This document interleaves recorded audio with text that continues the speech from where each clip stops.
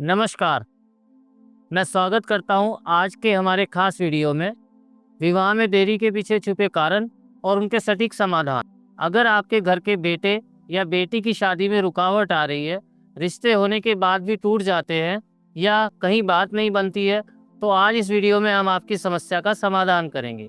Video को अंत तक जरूर देखिएगा। इस वीडियो में आपको कुछ विशेष उपाय भी बताए गए हैं जो कई लोगों पर आजमा कर देखे गए हैं।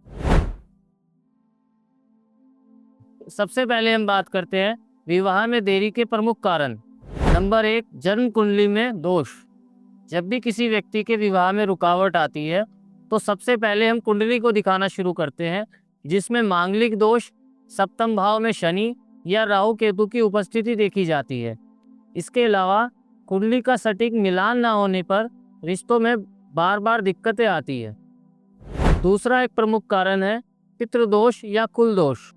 अगर आपके परिवार में पितृकर्म अच्छे से नहीं किया जाता या आपकी पूर्व की पीढ़ियों ने पितृकर्म अच्छे से नहीं किए हैं, तब परिवार पर पितृदोष लगता है, जिसके कारण संतान और विवाह दोनों में दिक्कतें आती। तीसरा एक कारण है वास्तु दोष। यदि घर के दक्षिण पश्चिम कोने में कोई वास्तु दोष होता है तो विवाह में रुकावट बनती है। इसके अलावा कमरे की दिशा और पूजा के स्थान को भी विवाह हेतु वास्तुशास्त्र में महत्वपूर्ण बताया गया है। चौथा प्रमुख कारण है घर में नकारात्मक ऊर्जा या दूसरों के द्वारा नजर दोष। यदि आपके घर में कोई नकारात्मक ऊर्जा है या दूसरों की नज़र आपके घर पर लगती है, तो आपके घर में बार बार अच्छा रिश्ता टूटना या शादी पक्की होने के बाद रुक जाना, ये समस्याएं बनेंगी। पांचवा प्रमुख कारण जिसे हम ध्यान नहीं देते, कर्म और संकल्प की कमी। कई बार देखा गया है कुंडली और वास्तु दोष के उपाय कराने के बाद भी विवाह में दिक्कत आ रही है। उसका कारण कर्म बाधा और सोच से जुड़ी ऊर्जा का हो सकता है। अब समस्याओं के बाद बात करते हैं समाधान और उपाय की। सबसे पहले कुंडली का उपाय, कुंडली का शांति पाठ। यदि आपकी कुंडली में मांगलिक दोष बना हुआ है तो उसके दो उपाय होते हैं। या तो किसी मांगलिक स्त्री से या पुरुष से विवाह किया जाए या कुंभ विवाह करके उस मांगलिक दोष को हटाया जाए। तो मांगलिक दोष के लिए मांगलिक दोष निवारण हवन पूजा इत्यादि कराना चाहिए। सप्तम भाव की शांति के लिए शनि राहु केतु जैसे क्रूर ग्रहों के उपाय कराने चाहिए। अब बात करते हैं पितृदोष या कुल दोष के बारे में। पितृदोष होने पर परिवार के बड़े व्यक्ति द्वारा हरिद्वार जैसे तीर्थ पर पितृदोष पूजा करानी चाहिए और अमावस्या पर पितरों के निमित्त विशेष दान करना चाहिए। इसके अलावा पीपल के पेड़ पर काले तिल, कच्चा दूध और जल को मिलाकर पितरों के निमित्त हर शनिवार को चढ़ाना चाहिए।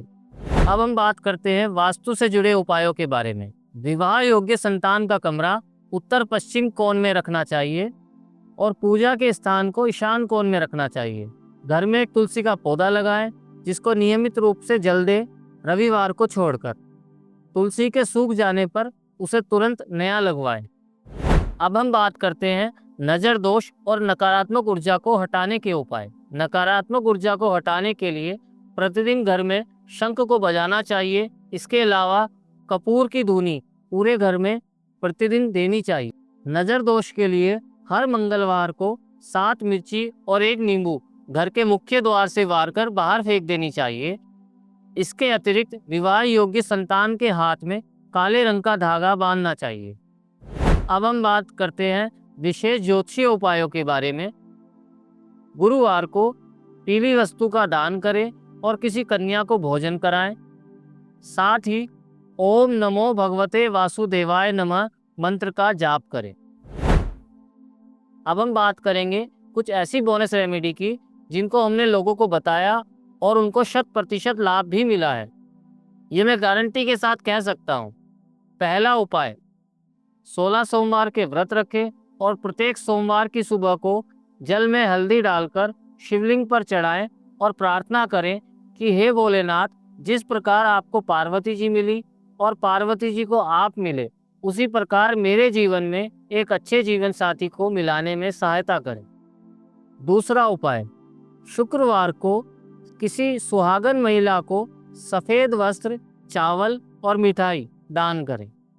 तीसरा उपाय, पीली हल्दी की गांठ को विवाह योग्य संतान के गले में या हाथ में पीले धागे में गुरुवार को पहनाएं और बृहस्पति भगवान से प्रार्थना करें कि मेरे संतान के विवाह की रुकावटों को दूर करें।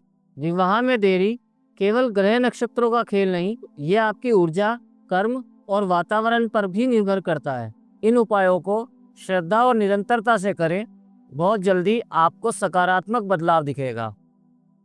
ये बात मैं आपको गारंटी के साथ कह सकता हूँ, क्योंकि ये उपाय मैंने कई लोगों पे आजमाए हैं और आज वो सभी लोग एक अच्छा वैवाहिक जीवन जी रहे हैं। अगर ये वीडियो आपको अच्छा लगा हो तो लाइक करें, कमेंट करें ओम नमः शिवाय, और अधिक से अधिक उन लोगों से ये वीडियो शेयर करें जिनके विवाह में रुकावट आ रही है।